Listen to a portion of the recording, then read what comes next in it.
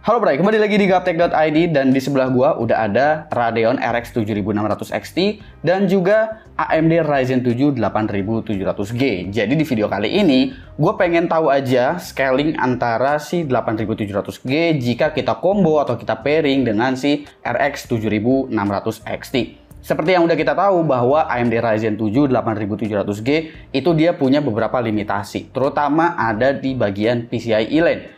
Di review gue kemarin soal 8700G juga udah mulai kelihatan pas gue nyobain pakai RTX 4070 Super, itu ada penurunan performance sedikit karena untuk 8700G jika kita colokin kartu grafis, itu kartu grafisnya bakalan jalan di PCI Express kali 8 bukan kali 16. Nah, RX 7600 XT menurut gua adalah GPU yang cocok di pairing dengan si 8700G.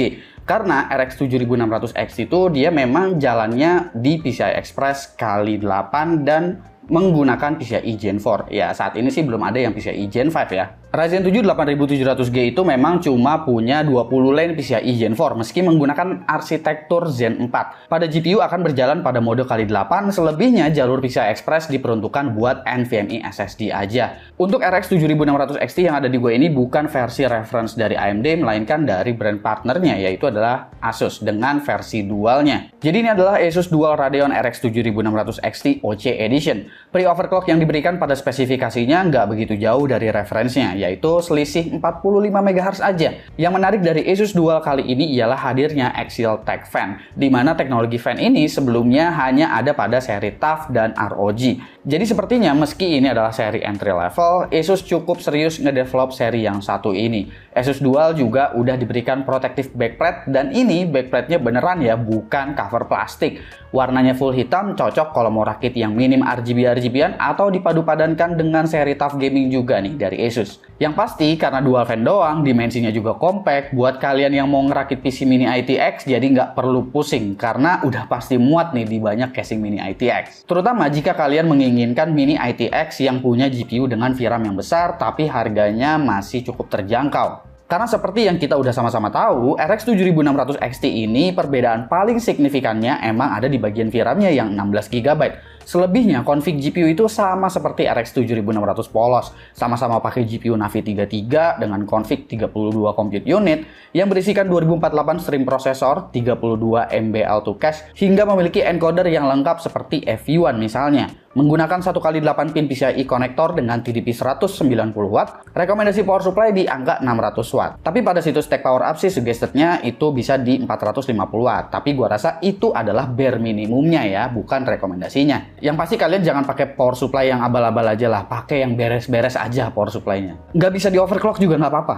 Misal kayak TUF Gaming 750G yang udah 80 plus gold certified, ya ini nggak apa-apa banget. Power supply yang udah mendukung PCIe 5 kabel, ATX 3.0 atau 12 VA PWR, kapasitornya juga buatan Jepang, gua jamin gak akan shutdown tiba-tiba PC lu kalau udah pakai power supply yang modelan kayak begini. Dan power supply ini juga bakalan gua pakai pada sistem pengujian gua, yaitu sistem pengujiannya gua menggunakan AMD Ryzen 7 8700G. Nanti gua bakalan bandingin juga sih datanya di versi menggunakan testbed gua, yaitu adalah testbednya si Intel. Dan untuk yang Ryzen 7 8700G-nya ini akan menggunakan motherboard Asus TUF Gaming B650M plus Wi-Fi. Jadi gua harap udah merepresentasikan pengguna APU karena rata-rata kebanyakan penggunanya pasti pakai chipset B650. Dan semoga bisa ngejawab kira-kira performa 8700G ini jika di pairing sama discrete GPU itu gimana. Biasanya kan alasan beli APU itu karena ya mau beli discrete GPU-nya nanti-nanti, alias mau nabung dulu, tapi pas lagi dipakai juga iGPU-nya nggak kentang-kentang banget, makanya dipilihlah si APU ini gitu. Ya selain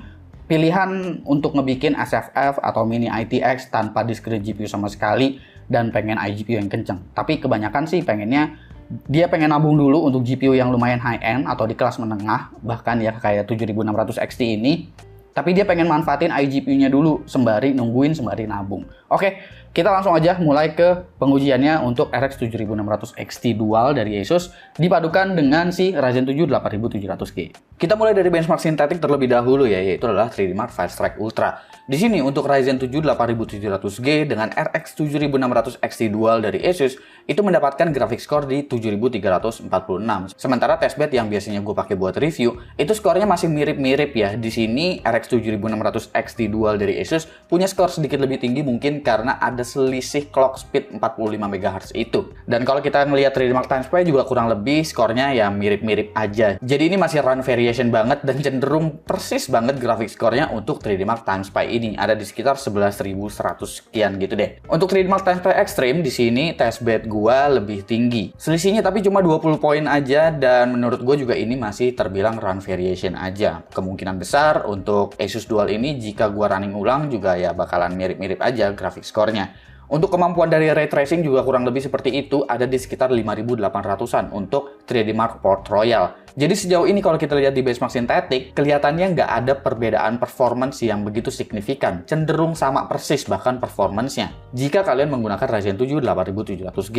Tapi bagaimana jika kita bermain game? Untuk resolusi 1080p, ini bakalan menggambarkan skenario yang memang cenderung ke CPU bound lah. Jadi memang testbed gue yang menggunakan 13900K itu biasanya bakalan punya performance yang lebih tinggi walaupun hanya sedikit. Kecuali gamenya itu memang CPU bound banget lah. Jadi untuk scalingnya di sini resolusi 1080p seperti The Last of Us itu masih mirip-mirip aja. Lalu Hogwarts Legacy di sini bahkan dalam pengujian gua Ryzen 7 8700G dengan Asus Dual RX 7600 XT-OC punya rata-rata FPS yang lebih tinggi, yang menunjukkan sepertinya di sini overclock yang beda sedikit itu ada pengaruhnya juga ternyata. Tapi untuk game seperti Cyberpunk 2077, di sini kelihatannya kemampuan dari Ryzen 7 8700G-nya memang agak keok ya jika dibandingkan dengan testbed gue yang menggunakan 13900K. Karena dengan kalian menggunakan Ryzen 7 8700G, di sini bahkan kemampuannya masih tetap di bawah RX 7600 polos. Tapi dengan catatan ini kalau kalian mainnya itu di resolusi 1080p ya. Jika kalian main ini itu di resolusi 2K atau 1440p, ini akan beda cerita. Tentu si RX 7600 XT di sini bakalan lebih unggul daripada RX 7600 polos, walaupun memang tetap ya bedanya dikit. Keunggulan dari RX 7600 XT di sini adalah VRAM-nya yang 16 GB, di mana kalian bakalan mendapatkan tekstur yang jauh lebih beres daripada si RX 7600 yang bakalan ke limit di 8 GB aja. Game selanjutnya adalah Cyberpunk 2077. Di sini kemampuannya persis seperti RX 7600 polos, tapi sekali lagi RX 7600 polosnya itu pakai Core i9 13900K ya, dan dia bakalan kehilangan tekstur juga karena VRAM-nya yang 8 GB. Kemampuannya masih tetap di bawah RX 7600 XT yang menggunakan Core i9 13900K. Wajar karena Ryzen 7 8700G memang levelnya ada di bawah CPU tersebut. Tapi kalau kita ngelihat pada Horizon Zero Dawn, di sini Asus Dual RX 7600 XT-OC punya kemampuan yang lebih tinggi daripada pengujian saat gue menggunakan testbed dengan Core i9 13900K. Yang dimana di sini menunjukkan bahwa kemampuan dari Asus Dual dengan pre-overclock-nya juga memberikan dampak ya di sini untuk performance dari GPU-nya, terutama jika kalian memainkan game yang memang GPU bound lah gitu.